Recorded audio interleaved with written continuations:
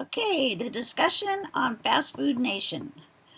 This book reminds me of a book I had years ago called What's Ingredients That Are in Food, all the additives they add to everything. And I found that anything in Big Save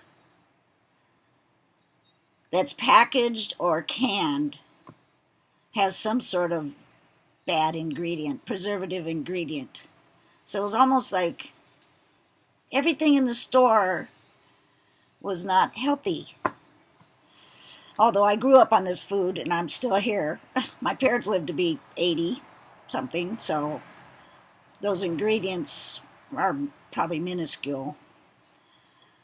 Even the produce can be questionable.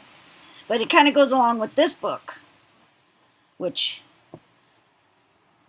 was an excellent book. So what endures about this topic is that fast food is probably even more popular than before. I mean, my gosh, people have 2 to 3 jobs. So, of course, the issues Eric covered are still relevant. Minimum wage is still an issue because the cost of living is always going up. So we will still struggle with raising the minimum wage, which puts profits for a business to go down. You pay your employees more, it's less profit. That is unless they raise the prices of the fast food. And you can't raise your prices too much because it's the price of the meal that is so attractive. People like $1 bag of French fries or $1 burger. Then there's the quality. Quality food does cost more. If you want cheap food, well, you use cheap products. And to provide cheap products, inferior means are used to pump out massive amounts of product. Unfortunately, produce is so vulnerable to the environment. Storms, disease, and weather can run havoc on crops, which makes it hard on the farmers to produce quality and multitude of food. First, I found the history of all these popular fast food restaurants so interesting. That was so interesting, learning about McDonald's, Carl's Jr. Wow. To think they just started out with their simple recipes and are now mega millionaires. But unfortunately, all these popular fast food phenoms are really not good for us or those dealing within the business. Yes, fast food is awesome. We eat to live and we live to eat.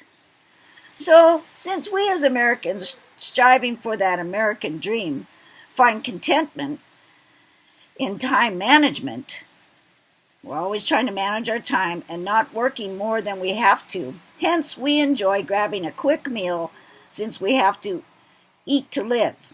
Quite rewarding. And wow, the concept that you don't even have to get out of your car and we don't have to spend an hour or so cooking for ourselves. We can have it handed to us in less than a minute. You hope they're that fast at the fast food drive-thru. 1 minute. In our car, neatly wrapped, no utensils, no tip, no cleanup. Come on, no wonder it is so popular.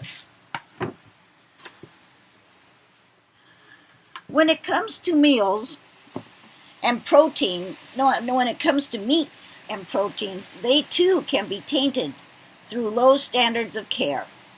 Animal abuse and disease can be a factor in the products that fast food restaurants serve. Then there's the SBA loans, meant to help people, but they get defaulted on.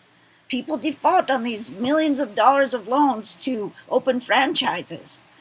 All that government money is wasted. Despite Americans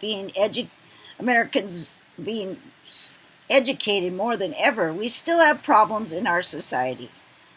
Flint, Michigan, a whole town poisoned through the water system. Really? Nobody knew?